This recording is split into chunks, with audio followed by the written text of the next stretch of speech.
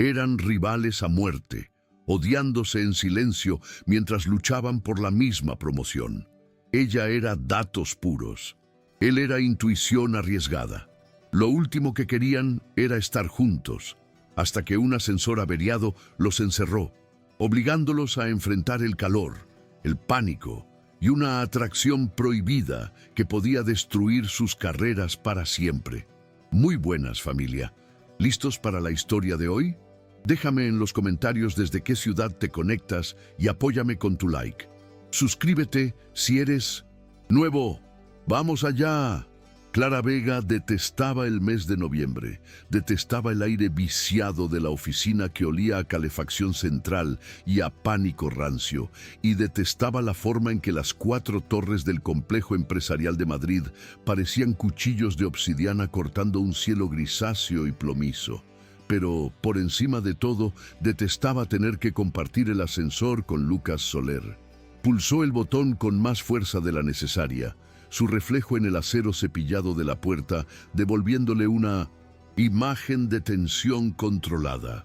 El pelo castaño recogido en un moño severo, las gafas de pasta enmarcando unos ojos que habían revisado demasiadas hojas de cálculo de riesgos.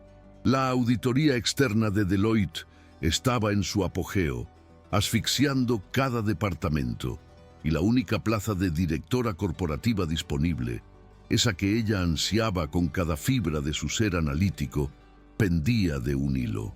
Un hilo que Lucas, con su carisma fácil y sus supuestas conexiones familiares, parecía empeñado en cortar con una sonrisa deslumbrante y una innovación imprudente.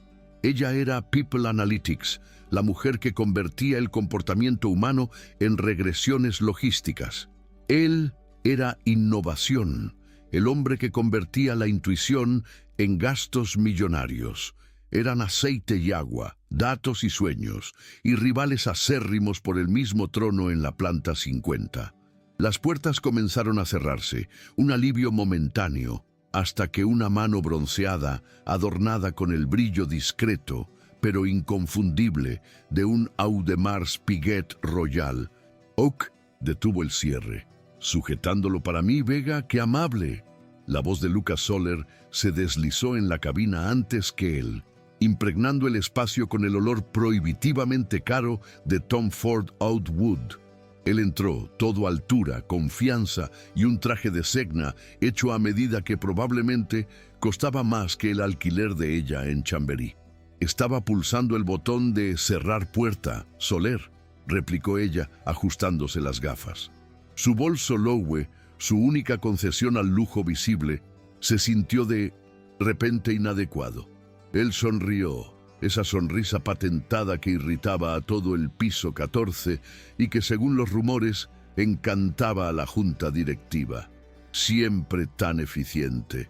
Las puertas se cerraron finalmente, sellándolos en un silencio tenso, mientras el indicador luminoso de la auditoría brillaba con un ominoso planta baja.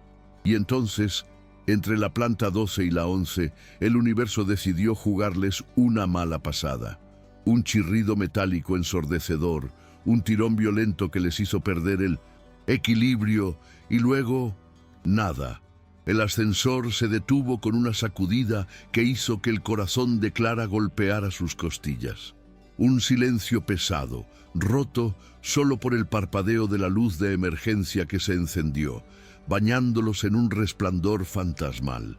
El aire acondicionado murió y el calor comenzó a acumularse al instante.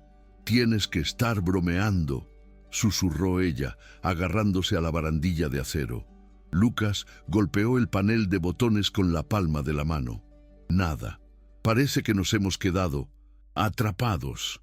Clara soltó un bufido de exasperación, el pánico comenzando a trepar por su garganta, frío y afilado.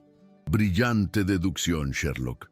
Tu departamento de innovación no predijo este fallo catastrófico en tus proyecciones de sinergia de edificios inteligentes». El sarcasmo era su escudo, pero por dentro sus sistemas estaban en alerta roja. Esta situación era la definición misma de su infierno personal. atrapada, sin control y con la única variable humana que no podía modelar. Lucas, por su parte, se pasó una mano por su cabello perfectamente peinado, su fachada de chico de oro mostrando una ligera fisura. Mis proyecciones no cubren el mantenimiento deficiente de las instalaciones, Clara. Quizá tus análisis de comportamiento de ascensores podrían haber aportado algo. Sacó su móvil de última generación mirando la pantalla. Sin cobertura. Perfecto. Presionó el botón de alarma que emitió un sonido metálico y muerto. El silencio volvió más denso, más caliente. El traje de él empezaba a parecer opresivo. Ella podía sentir el sudor formándose en su nuca. Este parón no era solo un inconveniente, era una sentencia de muerte profesional. En ese preciso instante, ambos deberían estar en la sala de juntas de la planta 40, defendiendo sus presupuestos ante Isabel Carrasco, la directora financiera y el impasible equipo de auditores de Deloitte. Isabel, conocida en la torre como la Dama de Hierro, vivía para encontrar redundancias y tanto el Departamento de Análisis de Datos de Personas de Clara como el Laboratorio de Ideas de Lucas eran vistos por ella como gastos subjetivos en lugar de inversiones estratégicas. La promoción a director corporativo no era solo un ascenso, era la supervivencia. El que ganara absorbería partes del otro. El que perdiera probablemente enfrentaría recortes devastadores. Y ahora estaban atrapados, juntos, mientras arriba Isabel afilaba su pluma Montblanc roja, lista para tachar sus nombres de la lista de viables. La ironía era tan espesa como el aire viciado que comenzaban a respirar. Clara apoyó la cabeza contra la pared fría del ascensor, cerrando los ojos. El pánico era una reacción a su trauma pasado. Recordó vívidamente su último empleo, una startup prometedora, donde su antiguo jefe había ignorado sus datos, sus advertencias claras sobre la insostenibilidad del crecimiento, prefiriendo la intuición y el carisma. La empresa se había derrumbado 6 meses después y ella se quedó en la calle, con su reputación manchada. Juró que nunca más permitiría que la intuición de un hombre carismático pisoteara la lógica. Y Lucas Soler era la encarnación de ese trauma. Él era el ahijado del dueño, el protegido, el que conseguía presupuestos con una sonrisa y una presentación llamativa, mientras ella tenía que luchar con uñas y dientes por cada euro, armada con estadísticas y pruebas irrefutables. Odiaba su facilidad. Odiaba el hecho de que incluso ahora, mientras ella luchaba contra un ataque de ansiedad, él simplemente se había aflojado la corbata de seda Hermès y la miraba con una curiosidad irritante. ¿Vas a hiperventilar, Vega? Respira. No ayuda a tus niveles de CO2 ni a mi paciencia. Mi paciencia se agotó en el momento en que detuviste esa puerta, Soler, espetó ella, abriendo los ojos, el fuego regresando. No tenías una reunión vital con la Dama de Hierro, ¿verdad? Oh, espera, la tenías, conmigo. ¿Es esta tu última estrategia de innovación? ¿Sabotaje por confinamiento forzado? Quería herirle, hacerle sentir una fracción del pánico que ella sentía. La acusación flotó en el aire caliente. Lucas dejó de parecer divertido.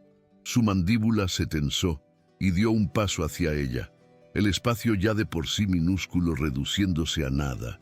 El olor a Oud Wood era abrumador, masculino y complejo. ¿Crees que todo es un juego para mí, verdad? ¿Crees que estoy aquí por mi apellido, que no me tomo esto en serio?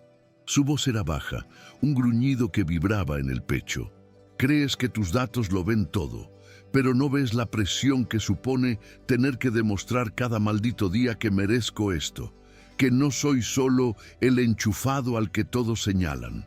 Se acercó tanto que Clara tuvo que inclinar la cabeza hacia atrás para mirarlo. El calor ya no era solo ambiental, irradiaba de él.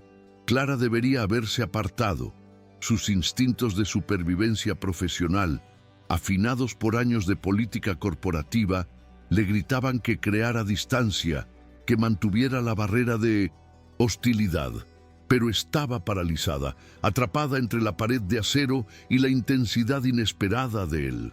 Vio su vulnerabilidad, la misma que la premisa de su trabajo, la presión para demostrar su valía reflejada en él. Para alguien que vive de los datos, Clara, haces unas suposiciones terriblemente pobres, continuó él, su voz apenas un susurro. Odio tu arrogancia, susurró ella de vuelta, aunque no era del todo cierto. Odiaba la atracción que sentía por esa arrogancia, un fallo en su propia matriz de datos.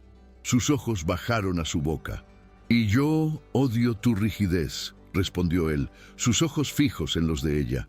La luz de emergencia parpadeó, sumiéndolos en oscuridad por un segundo, y luego devolviéndolos al resplandor rojo. Y en ese instante de pánico compartido, de calor y de adrenalina, sucedió. Quizás fue el confinamiento o la tensión de meses de rivalidad reprimida que finalmente encontró una válvula de escape, pero Lucas acortó la distancia final. El beso fue un choque. No fue suave ni romántico. Fue furioso, impulsivo y eléctrico, un cortocircuito de todos sus sistemas. Fue un acto de desesperación, un reconocimiento de la atracción explosiva que ambos habían fingido que no existía bajo capas de sarcasmo profesional. Sus manos, que momentos antes estaban crispadas a sus costados, se encontraron en su cintura, mientras las de ella se aferraban a las solapas de su costosa chaqueta. Se separaron bruscamente, como si hubieran recibido una descarga eléctrica, ambos jadeando. El aire estaba cargado, el silencio ensordecedor. Clara se llevó los dedos a los labios, temblando. Su mundo analítico, ordenado y predecible, acababa de implosionar. Sus datos no tenían un modelo para esto. Lucas se apoyó en la pared opuesta, pasándose una mano temblorosa por el pelo, su máscara de confianza hecha añicos. Acababa de besar a su rival directa, a la mujer cuya metodología despreciaba públicamente, a la única persona que se interponía entre él y la validación que tan desesperadamente necesitaba. Esto, comenzó Clara, su voz apenas audible. Esto no puede. Antes de que pudiera terminar la frase, un chirrido metálico ensordecedor resonó sobre ellos. Las luces principales parpadearon, volviendo con una intensidad cegadora.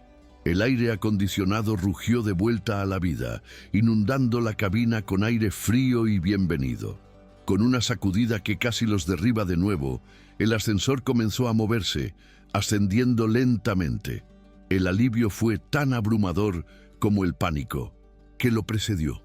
«¡Rápido!», dijo Lucas, su voz profesional volviendo a toda prisa mientras enderezaba su corbata Hermès. «Arréglate el pelo, tu pintalabios». Clara se limpió la boca frenéticamente con el dorso de la mano, alisando su falda lápiz de Carolina Herrera. Se miró en el acero pulido. Estaba sonrojada, con los labios hinchados y los ojos desorbitados. Parecía cualquier cosa menos la gerente de People Analytics, metódica y fría. Lucas tenía el cuello de la camisa ligeramente torcido y una marca roja en la mandíbula, donde la barba incipiente de él había rozado la piel de ella. El ascensor se detuvo suavemente en el vestíbulo principal.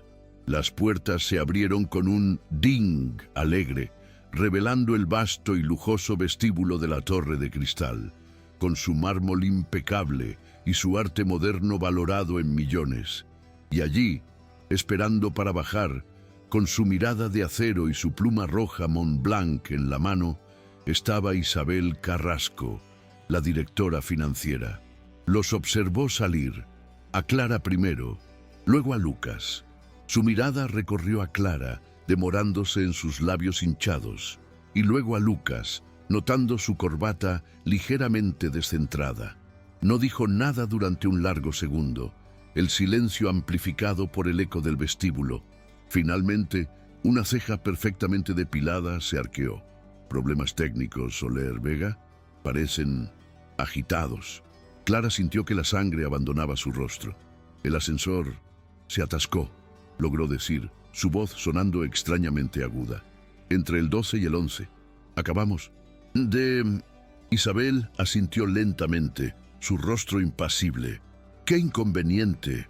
La puntualidad es la piedra angular de la eficiencia. Deloitte ya ha comenzado la revisión de sus departamentos. Supongo que tendrán que reprogramar su defensa. Sí, añadió, con un ligero toque de veneno. Aún queda algo que defender para entonces. Se deslizó en el ascensor que ellos acababan de abandonar, las puertas cerrándose y dejándolos solos en el vestíbulo, el eco de la amenaza de Isabel resonando entre ellos. Se miraron, el pánico profesional eclipsando instantáneamente el pánico personal del beso. «Nos ha visto», susurró Clara. «No ha visto nada», replicó Lucas con brusquedad, aunque su tono carecía de convicción. Vio a dos colegas estresados por un fallo del ascensor. Nada más. Se dirigió hacia las escaleras mecánicas que llevaban a las oficinas. Clara lo siguió, sus tacones resonando sobre el mármol. «Lucas», dijo ella, usando su nombre de pila por primera vez sin sarcasmo. Él se detuvo. «Esto, en 1900. El ascensor. No». Él la miró, su rostro volviéndose la máscara fría y carismática de siempre. «No ocurrió nada, Vega. ¿Entendido? Absolutamente nada. Solo un fallo técnico». Esa tarde, la regla no dicha se codificó. Clara envió un correo electrónico a Lucas, poniendo en copia a sus respectivos asistentes y al jefe de proyecto de la auditoría. Asunto: sinergia de datos, auditoría, seguimiento. El cuerpo del mensaje era frío, corporativo e impersonal, detallando la necesidad de alinear las proyecciones de retención de talento de People Analytics con las proyecciones de crecimiento de innovación antes de la reprogramada reunión del comité. Toda comunicación debe realizarse a través de este canal para garantizar la transparencia con los auditores. Estrictamente profesional. Era una declaración, una línea dibujada en la arena digital. La respuesta de Lucas llegó en menos de 5 minutos, también con copia a todos. Recibido y confirmado. La profesionalidad y la transparencia son primordiales. Mi equipo enviará los datos solicitados antes del final del día. El pacto estaba sellado en la cadena de bloques corporativa. Nunca ocurrió. Pero el problema de borrar un evento tan explosivo era que la energía no desaparecía. Simplemente se transformaba. Y en el entorno de alta presión de la torre de cristal, se transformó en una tensión casi insoportable que vibraba cada vez que estaban en la misma habitación. El día siguiente fue una tortura de miradas furtivas y tensión palpable. El piso 14, un vasto espacio abierto diseñado para fomentar la colaboración, se convirtió en un campo de minas. El equipo de Clara, analistas serios y concentrados, notó su distracción. Ella, que podía leer microexpresiones a 5 metros de distancia, ahora era hiperconsciente de su propia cara cada vez que oía la risa demasiado confiada de Lucas desde su Innovation Pod, una esquina de la oficina llena de puffs de colores chillones y pizarras de cristal garabateadas. Él, a su vez, descubrió que su habilidad para encantar a inversores y ejecutivos fallaba miserablemente cada vez que ella pasaba por su línea de visión. La sentía incluso cuando estaba de espaldas, una presencia magnética y desestabilizadora. La rivalidad se había vuelto personal, pero no de la forma en que ambos esperaban. Ahora, el deseo de ganar estaba mezclado con el deseo de algo más. Algo imprudente y peligroso. La prueba de fuego llegó 2 días después, en la sala de reuniones de cristal, apodada El Acuario. Estaban todos allí, Isabel Carrasco presidiendo como una reina de hielo, el equipo de Deloitte con sus portátiles y rostros impasibles y los jefes de varios departamentos. Era el turno de Clara de presentar. Se puso de pie, sus datos proyectados en la enorme pantalla, impecables, lógicos, irrefutables, pero mientras hablaba de tasas de abandono y proyecciones de compromiso, podía sentir los ojos de Lucas sobre ella desde el otro lado de la larga mesa de caoba. No la miraba con hostilidad profesional, la estaba mirando, observando el movimiento de sus labios, la forma en que se ajustaba las gafas. Y por primera vez en su carrera, Clara tropezó. Se le olvidó una cifra clave. La tasa de retención del Q3 fue del silencio. Isabel Carrasco levantó la vista de sus notas, su pluma roja Montblanc deteniéndose en seco. ¿Un problema, señora Vega? ¿Sus propios datos la confunden? El calor subió por el cuello de Clara. No, fue del 89.4%. Lucas no dijo nada, pero sus nudillos estaban blancos donde agarraba su propia pluma. Desde el otro lado de la mesa, Lucas observaba la humillación controlada de Isabel. La vieja Clara, la reina del miedo blindada, habría respondido con una estadística mordaz. Pero esta Clara, la que había besado en el ascensor, parecía vulnerable. Vio la ligera rojez en sus mejillas, el temblor casi imperceptible en la mano que sostenía el puntero láser. Sintió un impulso absurdo, loco, de defenderla, de decirle a Isabel que dejara de atacarla. Eso sería un suicidio profesional. Estaba allí para sabotearla cortésmente y asegurar su propia promoción. Así que, cuando llegó su turno de hablar, hizo lo que tenía que hacer, pero las palabras le supieron a ceniza. Como decía, creo que lo que Clara intenta decir, dijo con su sonrisa carismática firmemente en su lugar, es que sus datos, aunque ciertamente detallados, son retrospectivos. En innovación, preferimos mirar hacia adelante, anticipar el futuro en lugar de analizar el pasado. Fue un golpe limpio, el tipo de comentario que la Junta adoraba. Clara lo miró fijamente, su rostro una máscara de fría profesionalidad, pero él vio el dolor en sus ojos, y por primera vez, ganar se sintió extrañamente como perder. La tregua tácita se rompió en el lugar más mundano, la cafetería de lujo del vestíbulo, un espacio gestionado por el Banco Santander que servía cafés especiales y bollería artesanal a la élite corporativa. Clara bajó a por un expreso, doble a las 7 de la tarde, agotada por la reunión del acuario y el esfuerzo de mantener su armadura intacta. El local estaba casi vacío. Se dirigió al mostrador para coger el último croissant de almendras que quedaba en la vitrina, su capricho de estrés. Justo cuando sus dedos rozaban el plato, otra mano, grande y bronceada, con el inconfundible reloj Audemars Piguet, fue a por el mismo objetivo. Sus dedos se rozaron.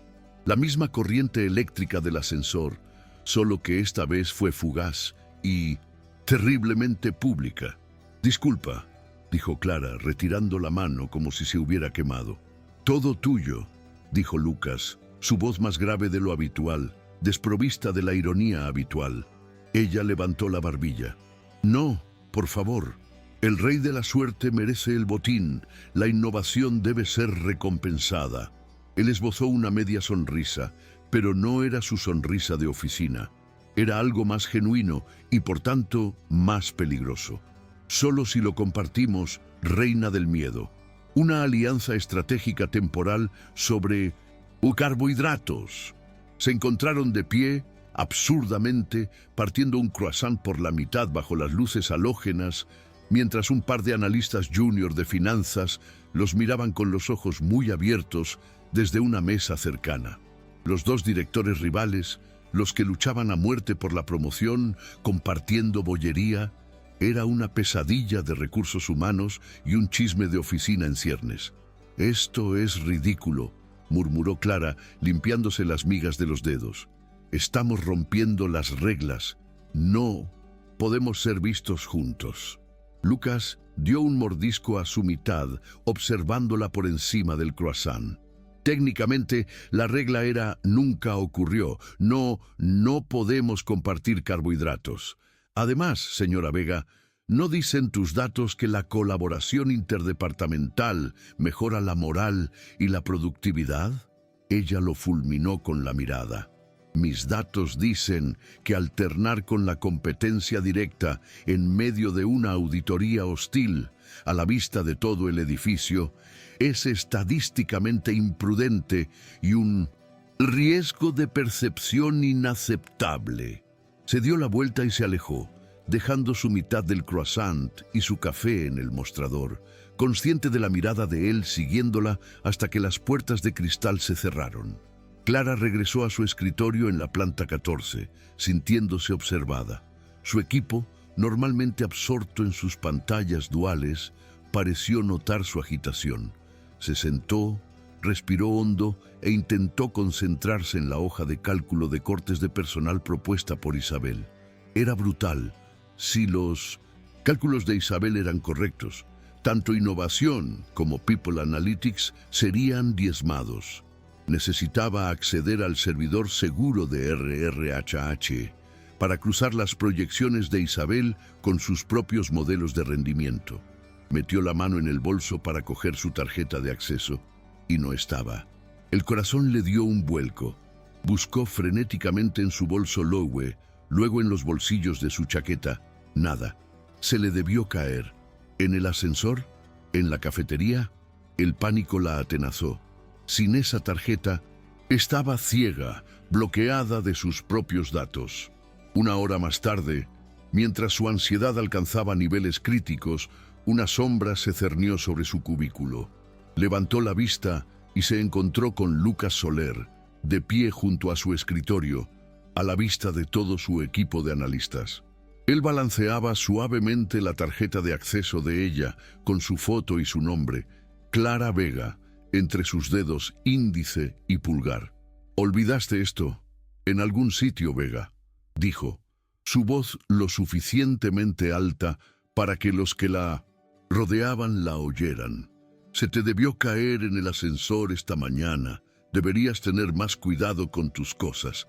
No querrías perder el acceso en un momento como este, ¿verdad?» La implicación colgaba en el aire, pesada e inequívoca. Todo su equipo la miraba, luego a él y de nuevo a ella. Clara sintió que la sangre abandonaba su rostro, atrapada entre la gratitud y la humillación pública. Clara extendió la mano lentamente, sus nudillos rozando deliberadamente los de él, mientras recuperaba la tarjeta de acceso.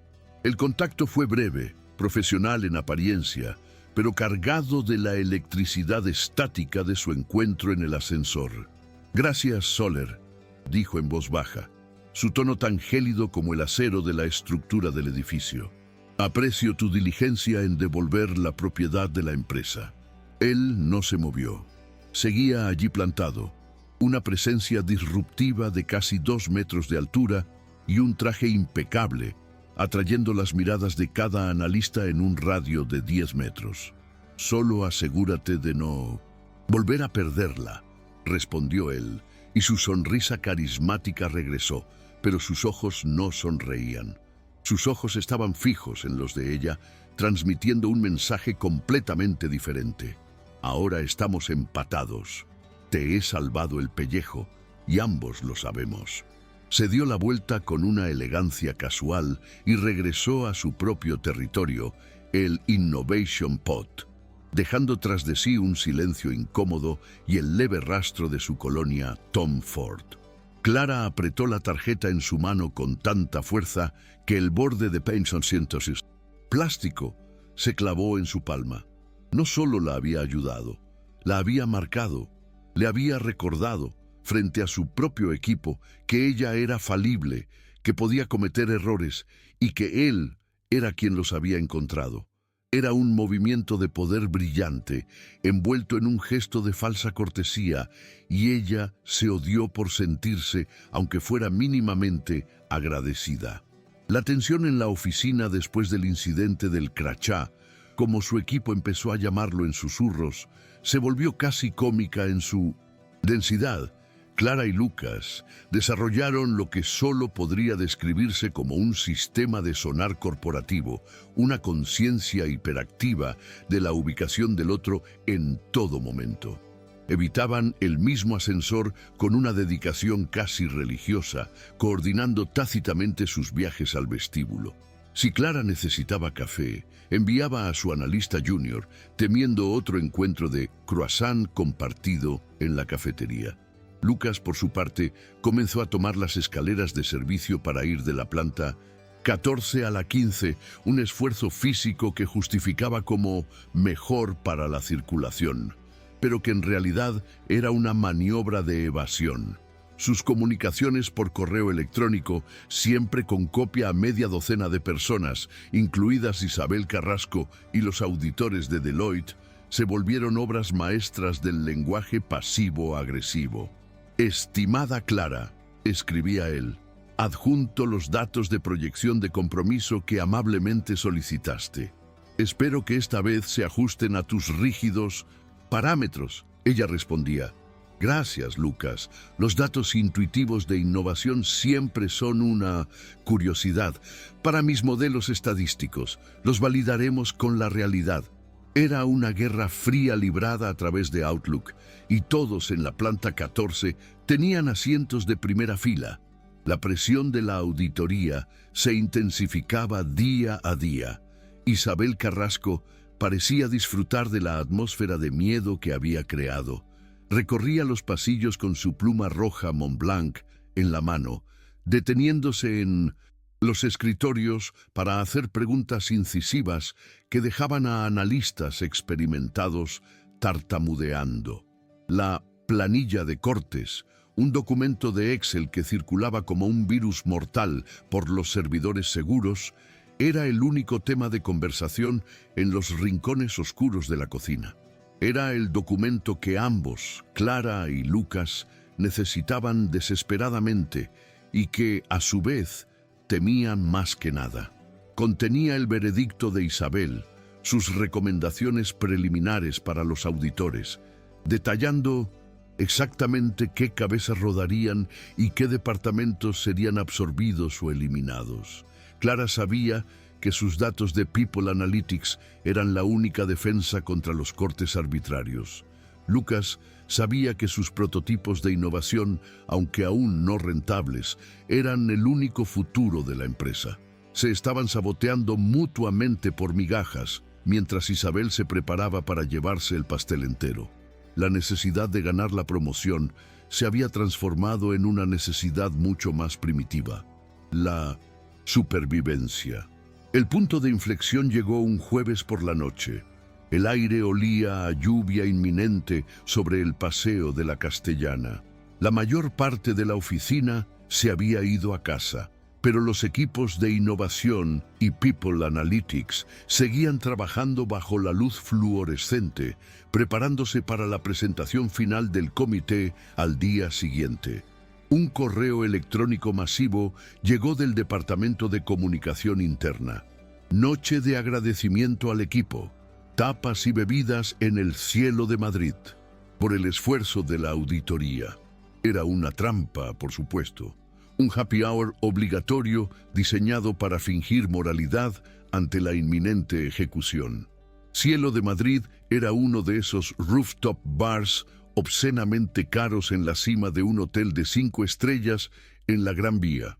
Un lugar diseñado para que los ejecutivos gastaran sus tarjetas corporativas mientras miraban por encima del hombro al resto de la ciudad. Clara detestaba esos eventos. Eran campos de minas sociales, y ella no estaba de humor para fingir camaradería con las mismas personas que intentaban eliminar su presupuesto. «No voy a ir», le dijo a su analista principal. «Tengo que terminar el modelo predictivo». Su analista la miró con ojos cansados. «Clara, Isabel Carrasco acaba de enviar un correo diciendo que espera ver a todos sus líderes de equipo allí. No ir es peor que ir». Clara llegó al bar sintiéndose fuera de lugar con su traje de trabajo, aunque fuera un impecable Hugo Boss. El cielo de Madrid era un asalto a 1900. Los sentidos, Música lounge a un volumen justo para ser molesta, iluminación ambiental tan baja que era imposible leer el menú, y gente hermosa y bronceada bebiendo cócteles de colores neón que costaban 30 euros. Vio a Isabel Carrasco en un reservado de terciopelo, riendo con los auditores principales de Deloitte, su pluma roja ahora guardada, reemplazada por una copa de Mumm Cordon Rouge. El aire estaba cargado de perfume caro y desesperación corporativa. Consiguió un albariño y se refugió en el rincón más oscuro de la terraza, con vistas a la silueta iluminada del Palacio Real, con la esperanza de pasar desapercibida. El plan funcionó durante exactamente 15 minutos. Entonces, una voz a su lado la hizo sobresaltarse. ¿Escondiéndote de tus fans, Vega? Lucas Soler se apoyó en la barandilla de cristal junto a ella, sosteniendo lo que parecía ser un whisky escocés muy caro. Llevaba vaqueros oscuros de diseñador y una camisa blanca de lino que gritaba «riqueza sin esfuerzo».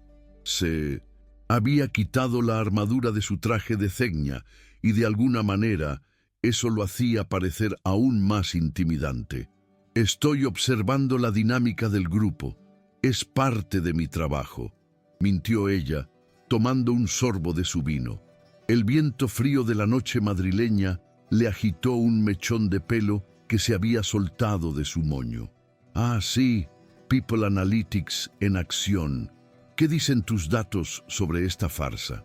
Él hizo un gesto hacia la multitud. «Dicen que los niveles de cortisol son peligrosamente altos, que la correlación entre el consumo de alcohol y la inseguridad laboral es de 0.8 y que nuestra directora financiera está disfrutando esto mucho más de lo éticamente aceptable». Lucas soltó una carcajada, un sonido genuino que la sorprendió. «Joder, Vega, a veces eres casi humana». Se quedaron en silencio por un momento, un silencio diferente al del ascensor. No estaba cargado de pánico, sino de una tregua agotada. «Ella nos va a destrozar mañana, ¿verdad?», dijo Clara, sin mirarlo, observando las luces de los coches en la calle Alcalá, muy abajo. «A ti o a mí, o más probablemente a los dos. Es un juego de suma cero». Lucas dejó su vaso de Macallan 18 años sobre la repisa, el ámbar líquido brillando bajo las luces del bar. Se giró para mirarla, su expresión seria, desprovista de la ironía habitual. «Tal vez no tenga que serlo». Clara lo miró, escéptica. «¿Qué? ¿Vas a salvarme con tu encanto de ahijado?» El golpe fue bajo, y ella lo supo en cuanto lo dijo. Vio la vulnerabilidad que él siempre ocultaba tan bien, la misma que había visto en el ascensor. Él apretó la mandíbula. «Ese es tu problema, Clara. Crees que mis datos no son reales. Crees que todo me lo han regalado». Dio un paso más cerca, el calor de su cuerpo contrarrestando el viento de la noche. «He trabajado el doble que nadie en esta empresa para que dejen de llamarme el ahijado. He construido un departamento desde cero que realmente crea cosas nuevas. No solo analiza el pasado. ¿Y tú? Estás tan aterrorizada de que alguien ignore tus preciosos datos, como hizo tu último jefe antes de quebrar, que te olvidas de que la intuición también es un conjunto de datos. Es solo más rápido». Clara se quedó sin aliento. Él sabía lo de su último trabajo. Había investigado. La vulnerabilidad se convirtió en ira. «No te atrevas a hablar de mi último trabajo». «Lo haré», insistió él, su voz baja e intensa, «porque es la razón por la que estás dispuesta a dejar que Isabel nos hunda a ambos en lugar de considerar, por un segundo, que podríamos necesitar el uno del otro». Sus palabras la golpearon más fuerte que cualquier crítica profesional. Él tenía razón, no toda la razón, pero sí una parte importante. Había estado tan concentrada en su propia supervivencia, en demostrar que su método era el único correcto, que no había visto el panorama general. Estaba actuando por miedo, el mismo miedo que sus datos debían eliminar. «Tú tampoco confías en mí». susurró ella, la confesión flotando entre ellos. ¿Crees que soy una burócrata sin alma, una reina del miedo que solo sabe decir no? ¿Y tú crees que soy una chista imprudente que juega con el dinero de la empresa?, respondió él, su voz suavizándose. El espacio entre ellos se había reducido a centímetros. La música lounge parecía desvanecerse, las risas del bar se atenuaron.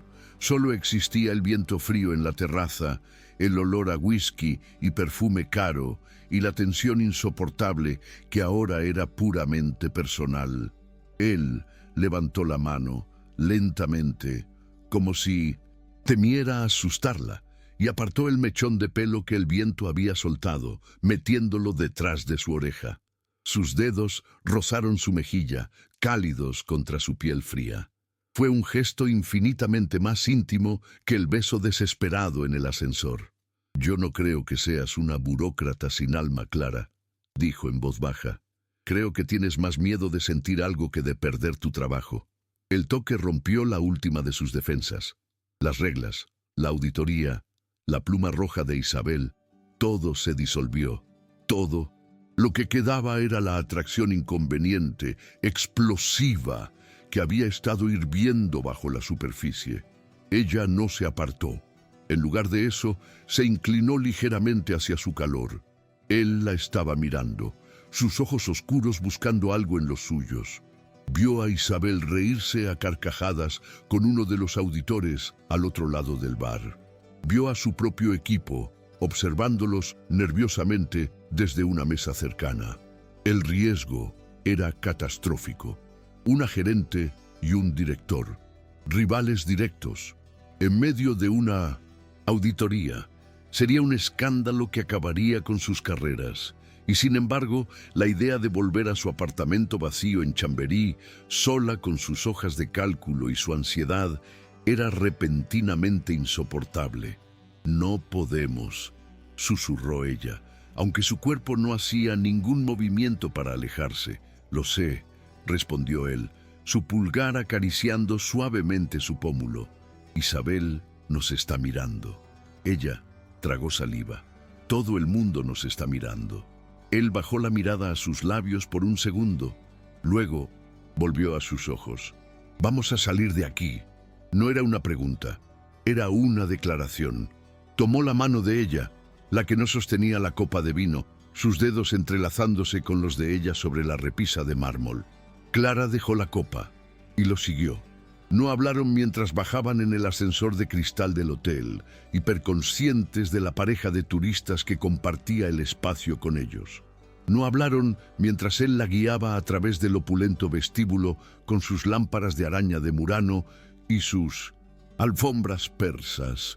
Él la llevó hasta un elegante Mercedes negro mate, un clase S que esperaba en la puerta, obviamente con chofer. Pero él abrió la puerta trasera para ella y luego caminó hacia el lado del conductor, despidiendo al chofer con un gesto. «Sube», dijo él, y ella, en contra de todo juicio, de todos sus datos y de toda lógica, obedeció. Condujo por la noche madrileña, alejándose del centro, hacia los barrios residenciales tranquilos y arbolados de El Viso, donde las mansiones se escondían detrás de altos muros y la riqueza no necesitaba gritar. Se detuvo frente a un impresionante edificio moderno, un ático con vistas al parque. El silencio en el coche era denso, lleno de todo lo que no se había dicho. «Clara», comenzó él, pero ella lo detuvo. Se inclinó sobre la consola central, sobre el cuero cosido a mano y la madera de nogal pulida, y lo besó. Esta vez no hubo pánico. Fue deliberado, hambriento y profundo. Fue una rendición total a la atracción que ambos habían estado combatiendo. Él respondió con igual fervor, sus manos enredándose en su pelo, deshaciendo el moño profesional. Las luces del tablero iluminaban sus rostros mientras el mundo corporativo de la torre de cristal desaparecía, reemplazado por la cruda e innegable realidad de su deseo. A la mañana siguiente, la luz gris de Madrid se filtraba a través de las persianas automatizadas del vasto dormitorio de Lucas. Clara se despertó sintiendo el pánico antes incluso de abrir los ojos. Estaba rodeada de sábanas de algodón egipcio de 1000 hilos y el olor de él, pero la realidad la golpeó como un camión. Eran las 7:30 am. La reunión final del comité de auditoría era a las 9:00 am. Se sentó de golpe, la sábana cayendo, revelando el costoso reloj Patek Philippe que él le había quitado la noche anterior y que ahora yacía en la mesita de noche junto a un vaso de agua medio vacío. Lucas entró en la habitación, ya vestido con pantalones de traje pero sin camisa, sosteniendo 2 tazas de café, humeante. Su habitual sonrisa carismática fue reemplazada por una expresión de cautelosa preocupación. «Buenos días», dijo en voz baja. «Te he traído café. Nespresso, por supuesto». Clara se frotó la cara, la vergüenza ajena y la urgencia profesional golpeándola simultáneamente. «Dios mío, ¿qué hemos hecho? Son las 7:30. Isabel, la auditoría». Se levantó de la cama, buscando frenéticamente su ropa, esparcida por el suelo de madera oscura. «Clara, cálmate», dijo él, dejándole el café. «Te llevaré, llegaremos a tiempo». «Llegar a tiempo no es el problema, Lucas», espetó ella, abrochándose la falda arrugada de Hugo Boss. «El problema es que acabo de acostarme con mi rival directo la noche antes de que nos ejecuten profesionalmente. ¿Cómo voy a mirarle a la cara? ¿Cómo voy a sabotear tu presentación cuando...?» Se detuvo, la magnitud de su error asentándose sobre ella. Llegaron a la torre de cristal por separado, habiendo acordado un plan en el coche. Ella entraría primero, él 10 minutos después. Un intento patético de disimular. Se sentía sucia, arrugada y completamente expuesta. Mientras caminaba por el vestíbulo de mármol hacia los ascensores, cada mirada le parecía una acusación. Se dirigió a su escritorio en la planta 14, con la intención de repasar sus notas una última vez, de encontrar alguna manera de recuperar su armadura profesional. Encendió su ordenador, la pantalla cobrando vida, y allí, en la parte superior de su bandeja de entrada, había un nuevo correo electrónico. No era de Lucas, no era de Isabel, era del director de cumplimiento normativo de recursos humanos. Clara sintió que se le helaba la sangre. El remitente era aterrador, pero el asunto era lo que hizo que su corazón se detuviera. Asunto, conducta profesional y política de relaciones en el lugar de trabajo. Lo abrió con manos temblorosas. «Estimada señora Vega», comenzaba, «hemos recibido una notificación que requiere una reunión urgente con usted esta mañana a las 8:30 am para discutir un asunto delicado relacionado con un posible conflicto de intereses y la política de la empresa sobre la asimetría de poder en las relaciones interpersonales». 8:30 am. 30 minutos antes de la reunión final de la auditoría. Alguien los había visto. Alguien los había denunciado. Estaba acabada. El pánico que sintió Clara fue de una naturaleza diferente a la claustrofobia del ascensor. Aquello había sido un miedo físico, animal. Esto era una aniquilación profesional. El correo de recursos humanos era una bomba de relojería que acababa de activarse en su escritorio. Las palabras asimetría de poder y conflicto de intereses bailaban ante sus ojos. Alguien los había visto salir juntos del bar del ático. Alguien había visto el roce de manos en la cafetería, el incidente del crachá en el cubículo. O peor, Isabel Carrasco, con su mirada omnisciente, había conectado los puntos de su salida agitada del ascensor averiado y había plantado la semilla en RRHH, una táctica de tierra quemada para eliminar a sus 2 principales rivales de una sola vez. La reunión de las 8:30 fue un ejercicio de tortura burocrática. El director de cumplimiento, un hombre con un traje gris tan sin alma como sus ojos, nunca la acusó directamente.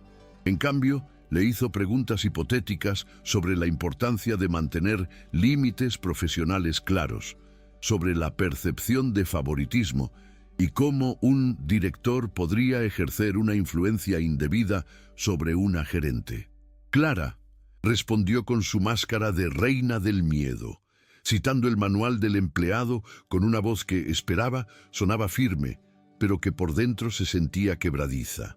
Salió de la reunión a las 8:55 sintiéndose violada y expuesta, con la amenaza implícita de una investigación formal pendiendo sobre su cabeza. Su carrera estaba al borde del abismo.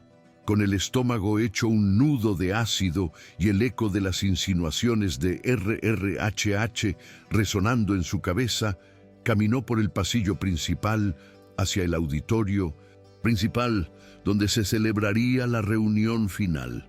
Su armadura de datos y lógica se sentía de papel. Entonces lo vio.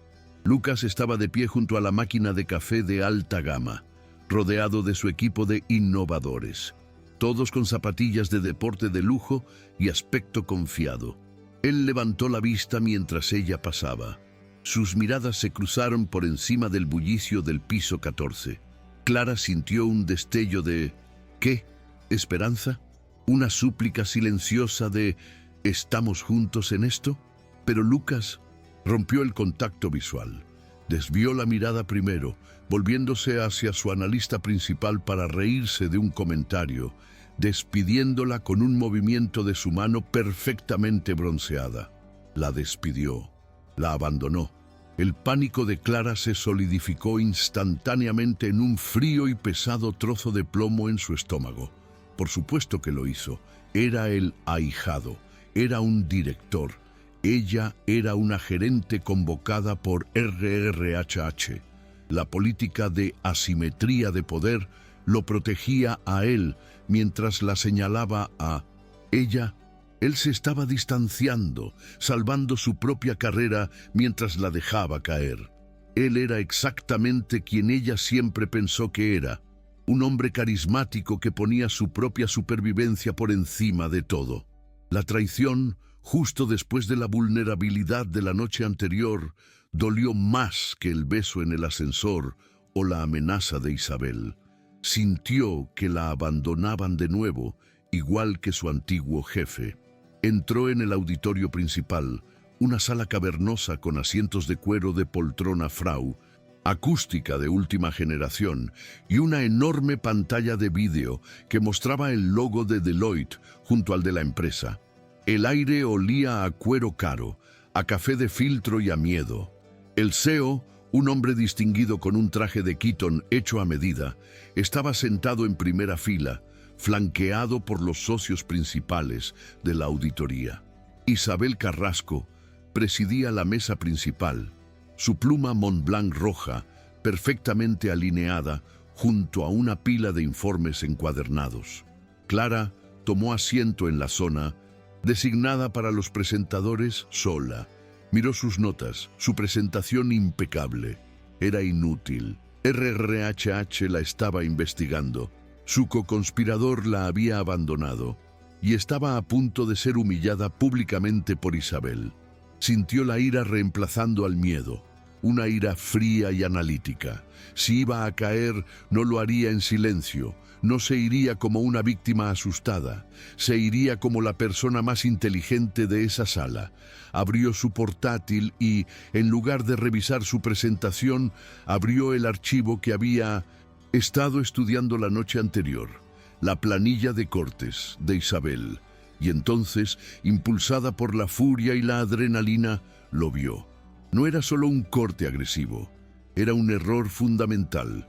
Isabel, en su arrogante prisa por eliminar subjetividad, había calculado mal el coste de la rotación de talento. Había utilizado una métrica de reemplazo estándar, ignorando el valor específico y casi irreemplazable de los ingenieros de datos y los creativos de innovación. Sus cálculos estaban equivocados. No por un pequeño margen, sino por millones.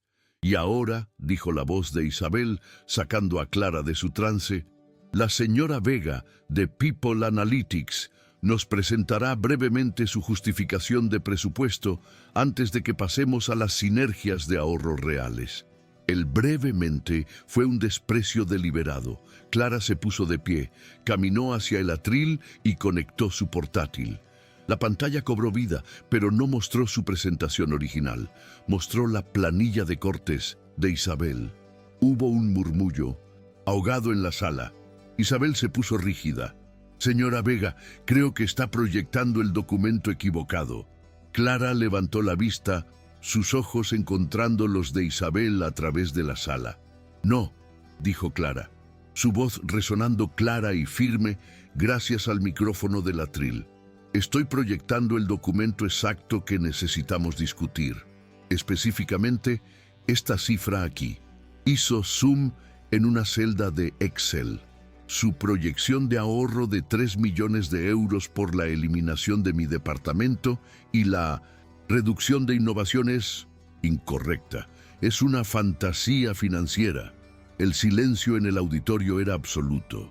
El CEO se inclinó hacia adelante. Los auditores de Deloitte levantaron la vista de sus portátiles. Isabel Carrasco se levantó lentamente, su rostro una máscara de furia controlada. Señora Vega, está fuera de lugar. Sus datos son especulativos, sus acusaciones son infundadas y su departamento es un lujo que esta empresa no puede permitirse en un clima fiscal ajustado. Le sugiero que mis datos no son especulativos, son predictivos. La interrumpió Clara, algo que nunca se había atrevido a hacer. Y predicen que sus cortes no nos ahorrarán 3 millones. Nos costarán 5 millones. Solo en el primer año, en pérdida de talento clave, retrasos en la hoja de ruta de productos y costes de recontratación de ingenieros especializados. Usted ve a las personas como un gasto en una hoja de cálculo. Yo las veo como el activo que genera los ingresos que usted cuenta. Isabel estaba lívida. Esto es un ultraje. Está desautorizada, Vega. Seguridad. Antes de que pudiera terminar, otra voz se unió. Ella tiene razón, Isabel. Todas las cabezas se giraron. Lucas Soler estaba de pie al fondo del auditorio. Había entrado sin que nadie se diera cuenta. Caminó por el pasillo, su presencia llenando la sala. No miró a Clara. Miró directamente al CEO y a los auditores.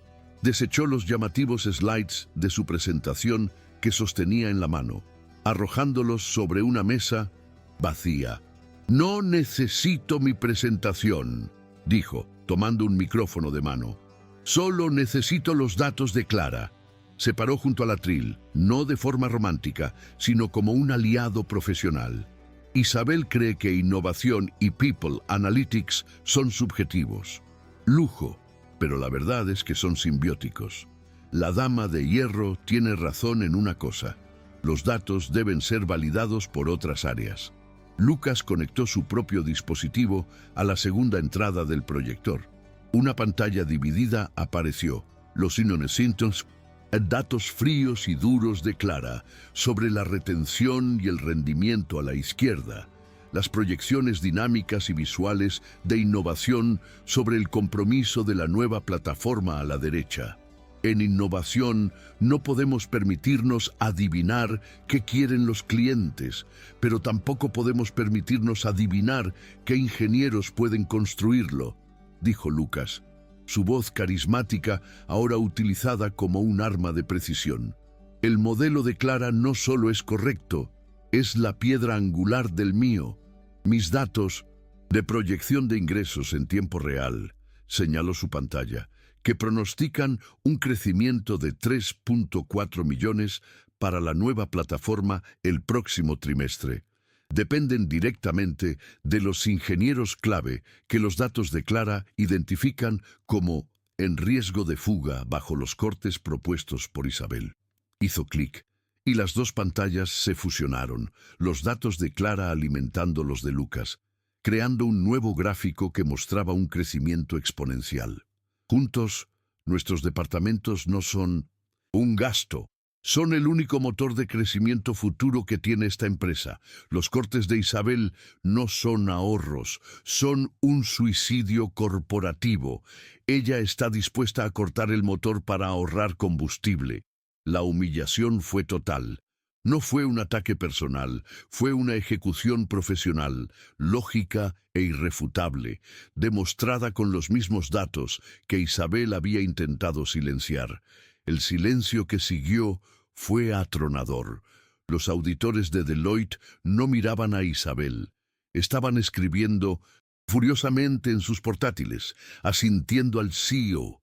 El CEO, a su vez, miraba el gráfico combinado de Lucas y Clara, una lenta sonrisa formándose en su rostro. Isabel Carrasco se sentó. Fue un movimiento pequeño, pero fue una capitulación total. Su rostro estaba pálido, su pluma Montblanc roja inmóvil sobre la mesa. Estaba acabada, y lo sabía. El poder en la sala se había desplazado, no por conexiones familiares o carisma, sino por la verdad innegable de los datos combinados con la visión. Al final de la reunión, después de que los auditores validaran formalmente las proyecciones de Clara y Lucas, recomendando una revisión estratégica de la oficina de la directora financiera, el CEO se acercó a Clara, pasó de largo junto a Lucas, estrechó la mano de Clara con firmeza y dijo, lo suficientemente alto para que todos lo oyeran: Señora Vega, esa ha sido la demostración de valor y competencia más impresionante que he visto en una década. Su coraje para defender el trabajo de su equipo y el de otros es exactamente lo que define a un director en esta empresa. Enhorabuena. 6 meses después. Las luces de la oficina eran suaves. La mayoría de la gente se había ido a casa.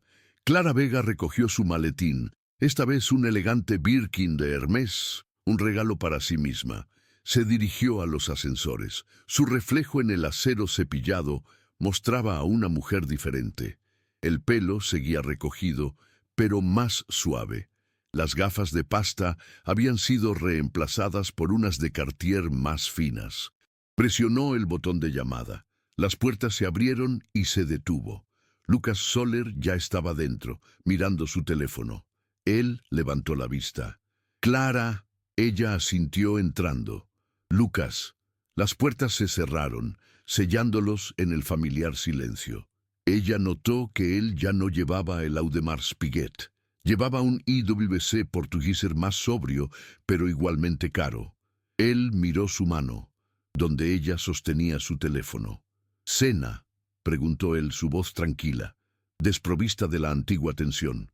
Antes de que ella pudiera responder, el ascensor dio una leve sacudida, un pequeño tirón que recordaba al incidente de hacía meses. Ambos se tensaron por una fracción de segundo y luego se miraron. Una sonrisa lenta se dibujó en el rostro de Lucas. «Parece que el mantenimiento sigue siendo deficiente», bromeó él. Clara soltó una risa que la sorprendió, un sonido genuino y relajado. «Parece que sí». Él dio un paso hacia ella. «Entonces, ¿cena?». Ella se acercó, cerrando la distancia entre ellos en el espacio donde todo había comenzado. «Cena», susurró ella. Y esta vez, cuando él la besó, no hubo pánico, ni reglas, ni miedo. Solo el reconocimiento silencioso de que, a veces, los datos y la intuición podían, después de todo, predecir el mismo futuro.